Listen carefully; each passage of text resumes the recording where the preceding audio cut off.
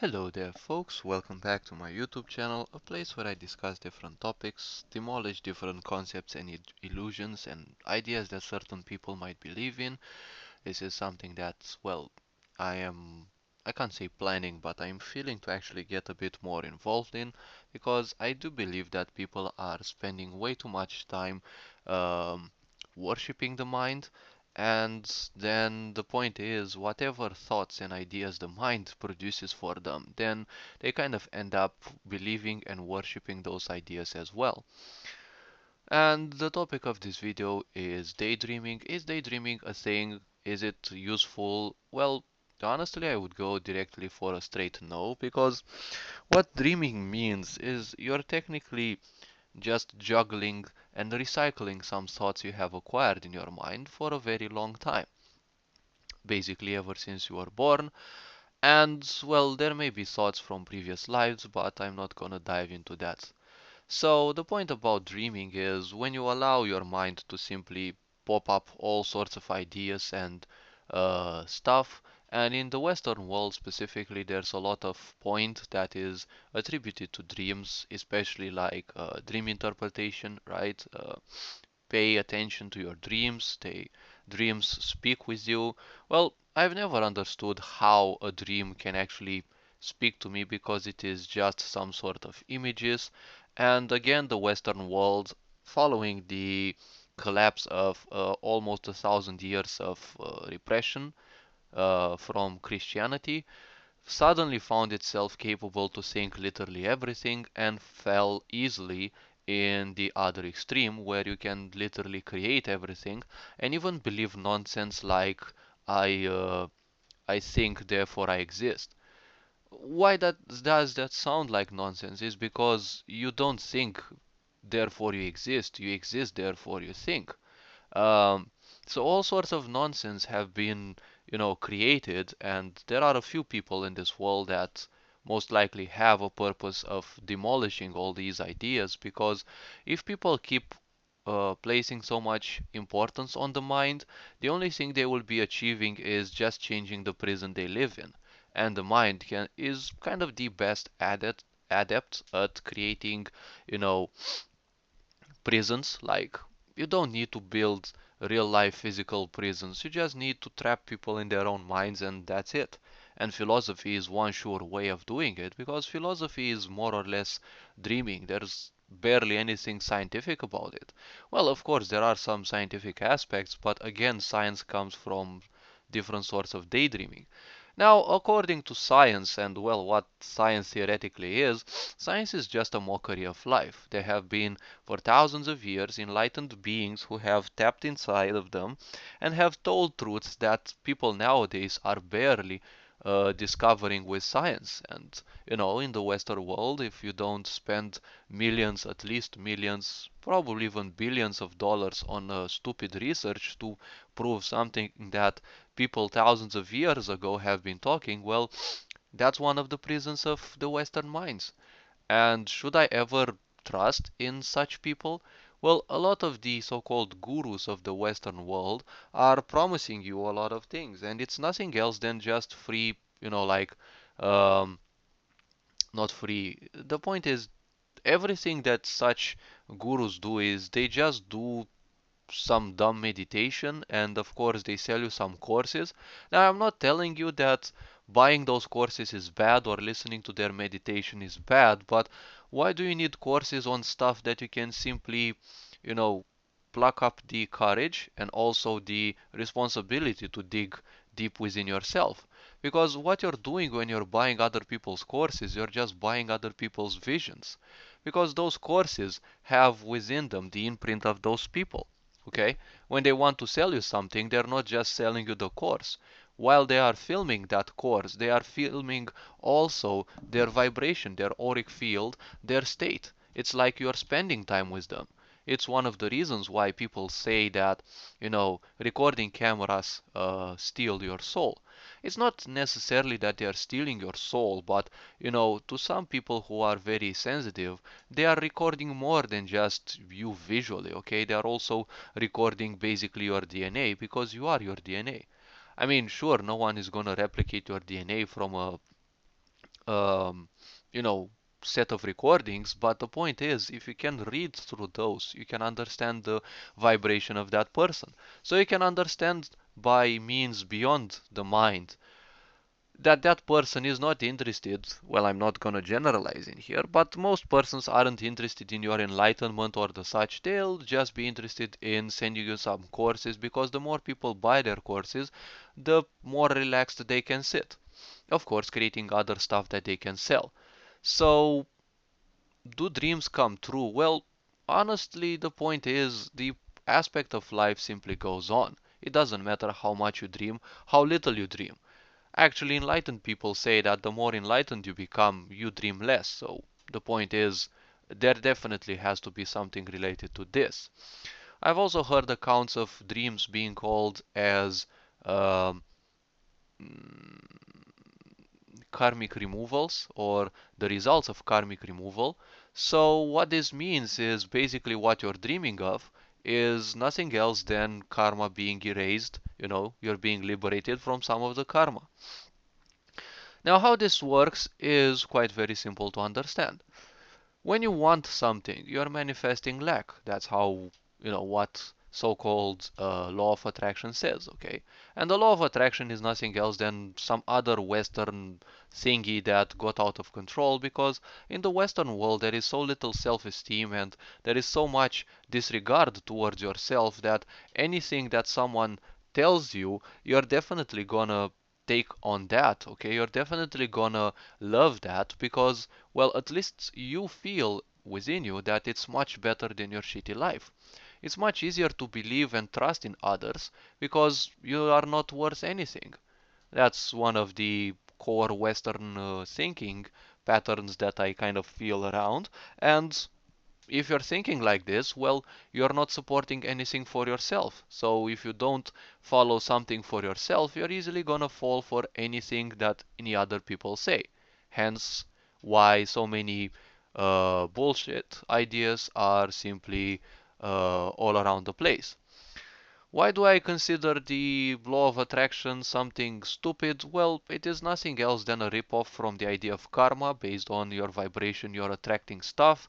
Sure, there are people who speak about this. I'm not gonna dive into that because I'm not interested in triggering an opinion war. Because if you're attacking other people's opinions, you're nothing else than a slave of your own mind, willing to conquer other people and force them to believe in what you want to deliver.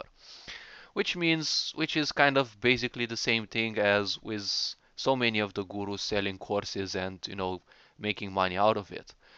Now, I can also make a lot of, RPG Maker videos and tell people how to do complex stuff. Like, I can stream every time I create something in my game, but the point is I'm not interested necessarily in that. I just want to create a complex game in RPG Maker and head off to, uh, greater platforms and the such.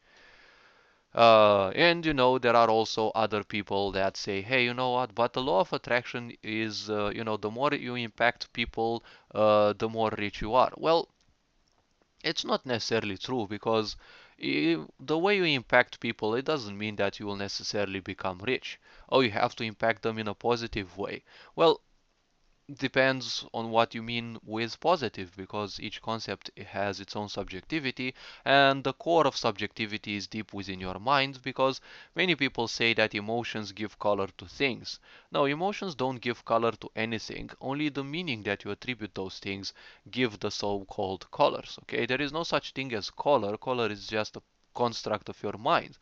You're just seeing light in its, well, let's say, deconstructed forms, because it reflects off of different surfaces. How you interpret that light which you see, well, that's up to you.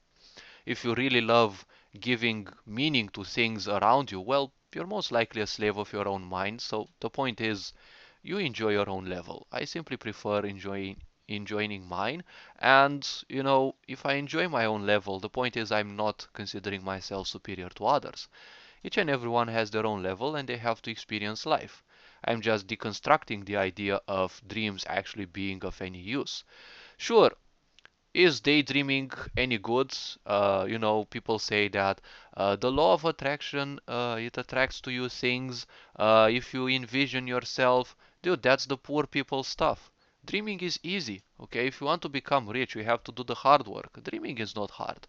You just have to waste time sitting there and, manifesting emotions and some images. But at the same time, you want to use dreaming when especially the Western world has become so deeply entrenched in visualizing the bad. Yes, in the Western world, there is so much accent on the bad, always expecting the worst, survival mentality, and you want to dream, but you can't dream because you're always expecting the worst. So when you expect the worst and you're also, um, you know, putting out so-called negative emotions, well, that's what you're theoretically communicating to the so-called universe, okay? I mean, how is that? Well, simply, it is just like this, okay? It is said that visualization is daydreaming with a purpose, okay? There is no such thing as purpose, okay? The purpose is just a meaning that you put into your mind, okay?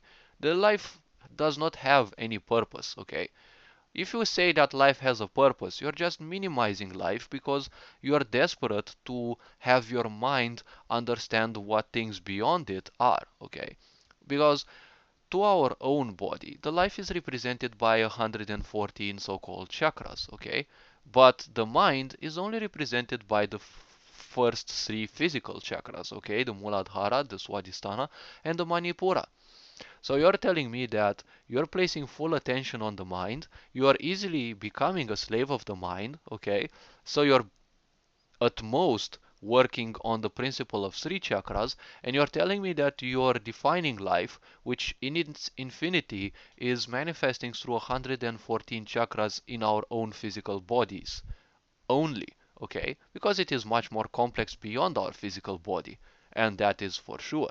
So if you're coming to me with such points, okay, don't be surprised if I simply don't take you into account, because I have my own ways of feeling things, and I'm not too bent on sharing those because so many people might actually pick them up and do the same thing they are doing. There are people with even millions of subscribers, and whatever they're doing is they're just preaching what other people said. And this is not a good way to go because if you're preaching what other people say, that's not a bad thing because you're sharing some wisdom, you're sharing some knowledge. But if you haven't experienced something by yourself, okay, then that is just a belief, okay? Because something you haven't experienced, you simply cannot know. You can only accept it or you can reject it. Because I'm sure you can tell me some of your, metaphysical experiences, and if you don't have any, well, most likely it wasn't the time. But you see, I had metaphysical experiences, okay? Some of them may have been hallucinations, but they were like, damn realistic. Now, the power of the mind is that it can show you literally anything, but you see, it's just that. It shows you literally anything, and it has the power to convince you that that thing is real. Take into account your fear.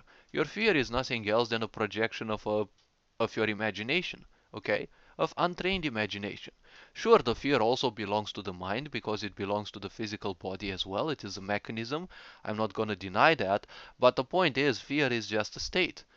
The fact that you're dreaming, okay, you're giving it meaning, and that's why it feels so powerful, okay? That's how the mind simply works. You're just playing a game against yourself. Now, there is no such thing as fearless people, okay? There are people who may actually become disconnected from fear. Now, disconnection from fear doesn't mean you simply don't feel the fear. It's just that you don't react to it as most people would. And this can come naturally, like if you take part in wars and you see enough deaths, it can actually do that to you. But that becomes a bit more of ignorance because most likely you're gonna end up, well, if I die, it doesn't matter anyways. Or it can be something like, well, I've seen enough deaths that it simply, can't scare me necessarily. Or you simply can become not complacent, but embracing of life as is, because when you see so much death around, it can also trigger inside of you a so-called reaction in which uh, you're becoming a bit more grateful. I mean, you're still alive when so many other people die, right? And most likely you can become that person, the old folk, the old person in between so many young people, right? And many of the young people might actually pick on you because, hey, you're so old, you're probably sluggish and the such. And you can be the person who simply, shuts other people up, like I usually do with one or two quotes, something like, well, I may be old, but you know, in a world where everyone's dying so young, I am old for a reason, right? I mean, I've actually lived through so much, and well, basically, I'm a walking encyclopedia of knowledge. That's kind of a person I would listen to because that person has experienced a lot. Okay, they're not just propagating other people's thoughts because if you haven't experienced what other people thought, um, well, went through in their life, if you haven't experienced that, well, there is a little point. You haven't experienced that, so you can only accept it or you can simply deny it. When you accept it, it's nothing else than a belief, accepting something without a necessity for proof, right? I've been describing this in previous videos as the pantheon of the mind. Basically, when you accept a certain thing, it's like when you're building a deity for yourself. Okay, an idea is something that the more you like it, it's like you're worshipping a deity. Okay, and then you also need to build stories to support that because a deity is not good without you know, the preachers, okay, the priests and the such, who will also remind you that, hey, this idea is dissipating and will soon vanish. You need to channel some more energy into it to preserve it alive, right? So every time you create a new belief in yourself, you're creating a pantheon in which you have all these deities that you worship. And you worship because you simply can't take your mind off of that, okay? Which clearly shows me how untrained your mind is, okay?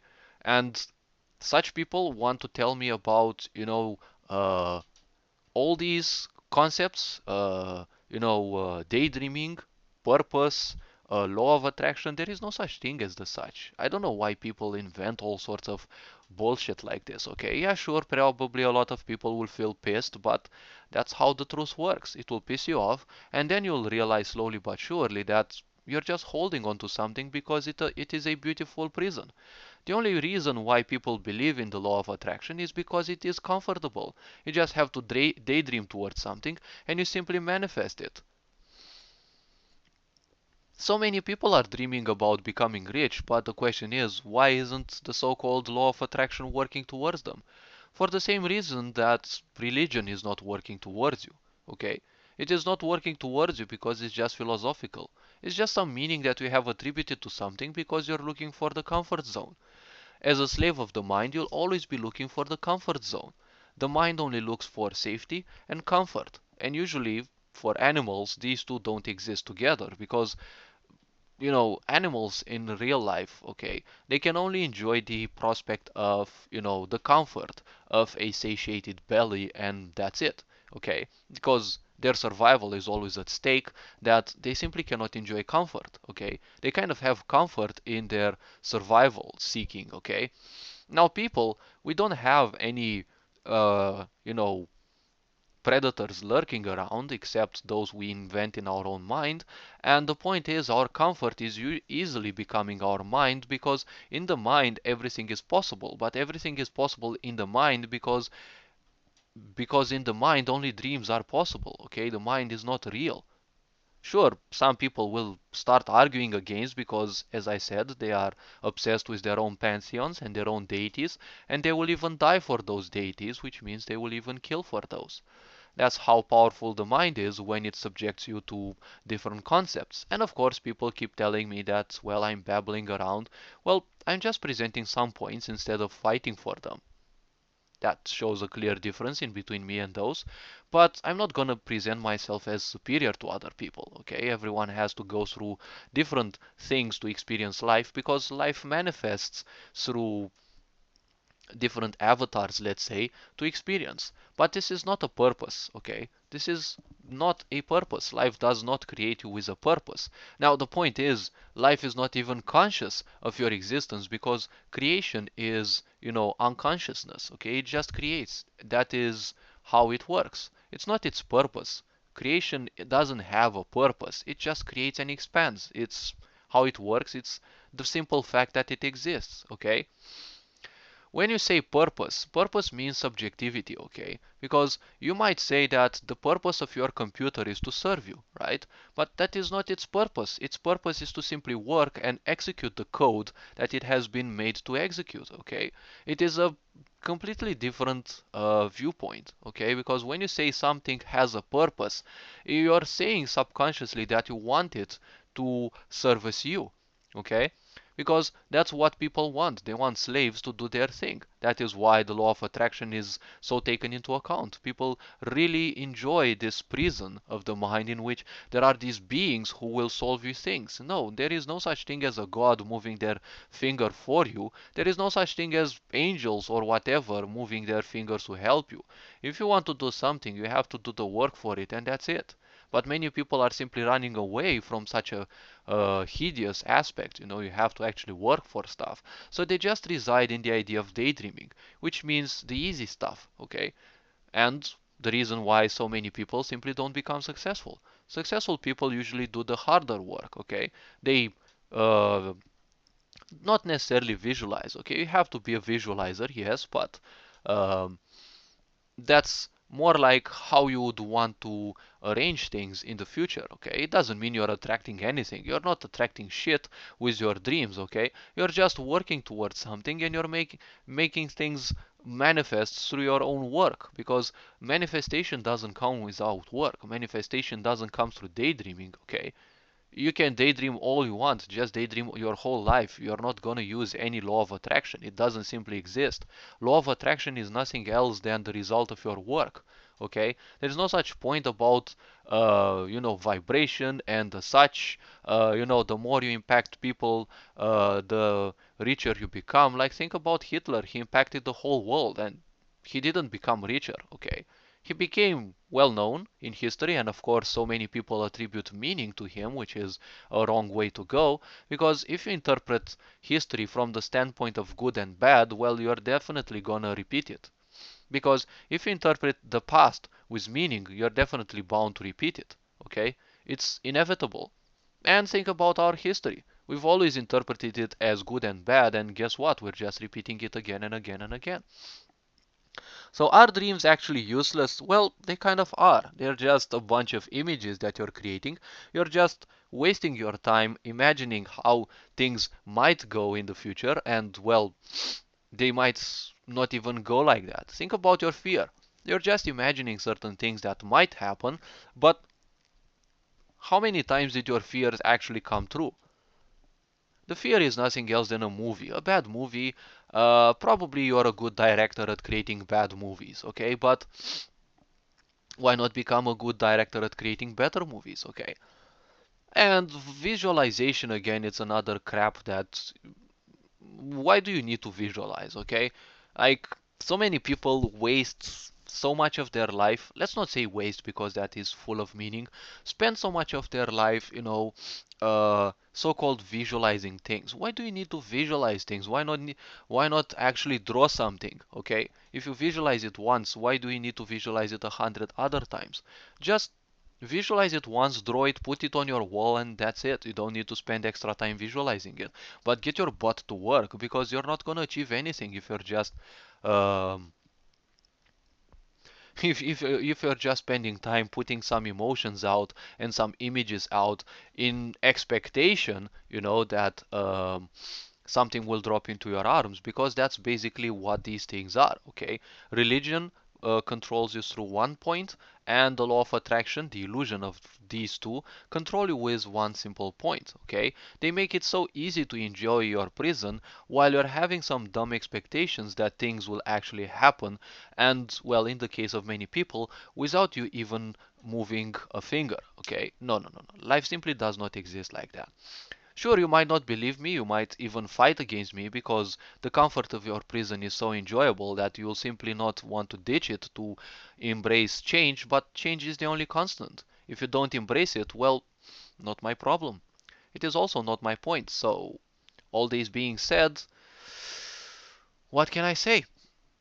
if you don't embrace change, most likely you'll remain the same even 10 years later. And well, guess what? You're still invoking inexistent stuff to, help you propel yourself further, right? And you're going to use the same excuse that it's not yet the time.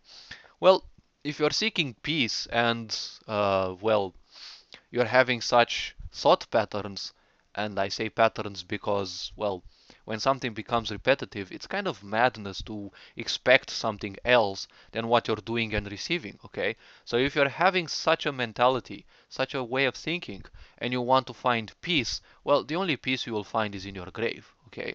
All this being said, hopefully you liked this video. It's been a bit all around the place, but I just like, waking people up to certain things.